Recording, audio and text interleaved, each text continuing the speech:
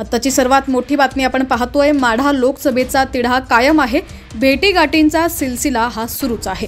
रामराजे निंबाळकर हे अजित पवारांच्या बंगल्यावरती दाखल झालेले आहेत। तसंच रणजितसिंह मोहिते पाटील फडणवीस यांच्या भेटीला गेलेले आहेत। आत्ताची सर्वात मोठी बातमी आपण पाहतोय। आमचं ठरलंय म्हणत धैर्यशील हे तुतारी घेऊन रिंगणात उतरतील असा इशारा जयसिंह मोहिते पाटील यांनी भाजपला दिलाय। तर दुसरीकडे राष्ट्रवादी काँग्रेस शरदचंद्र पवार पक्षाचे खासदार अमोल कोल्हे यांनी काल अकलूज येथील मोहिते पाटील यांच्या शिवरत्न बंगल्यावर येत मोहिते पाटील कुटुंबियांची भेट घेतली। दरम्यान मोहिते पाटील कुटुंबाशी संवाद साधून महाराष्ट्रातील सामाजिक व राजकीय परिस्थितीबाबत सकारात्मक चर्चा झाल्याची प्रतिक्रिया कोल्हे यांनी दिलेली आहे। माढा लोकसभा मतदारसंघातील उमेदवारी डावलल्यामुळे नाराज झालेले मोहिते पाटील यांनी बंडाचे निशाणा फडकवलेले आहेत। भाजपनं त्यांची नाराजी दूर करण्याचा प्रयत्न केला, मात्र मोहिते पाटील यांची नाराजी दूर झालेली नाही। आता मोहिते पाटील शरद पवारांच्या राष्ट्रवादीत प्रवेश करणार असल्याची चर्चा आहे। राष्ट्रवादी काँग्रेस शरदचंद्र पवार पक्षाचे खासदार अमोल कोल्हे यांनी काल अकलूज येथील मोहिते पाटील यांच्या शिवरत्न बंगल्यावर येत मोहिते कुटुंबियांची भेट घेतली।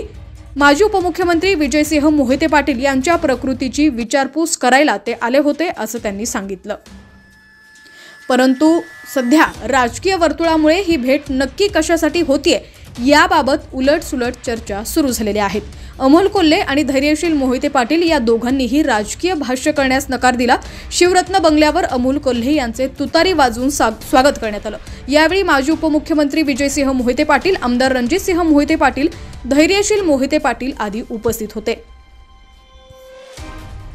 माढा, सोलापूर आणि बारामती या 3 लोकसभा मतदारसंघावर मोहिते पाटील परिवाराकडून राजकीय दृष्ट्या मोठा परिणाम होऊ शकतो हे लक्षात घेऊन माजी उपमुख्यमंत्री विजयसिंह मोहिते पाटील यांच्या शिवरत्न बंगल्यावर सर्वच राजकीय पक्षाकडून आपापल्या गटाकडे खेचून घेण्यासाठी मोठी स्पर्धा लागलेली दिसून येते। माढा लोकसभा मतदारसंघातून भारतीय जनता पक्षाकडे धैर्यशील मोहिते पाटील यांनी उमेदवारी मागितली होती, मात्र भारतीय जनता पक्षानं त्यांच्या मागणीकडे दुर्लक्ष करून विद्यमान खासदार रणजितसिंह नाईक निंबाळकर यांना पहिल्याच यादीत उमेदवारी जाहीर केली। त्याच अनुषंगानं आत्ताची सर्वात मोठी बातमी आपण पाहतोय।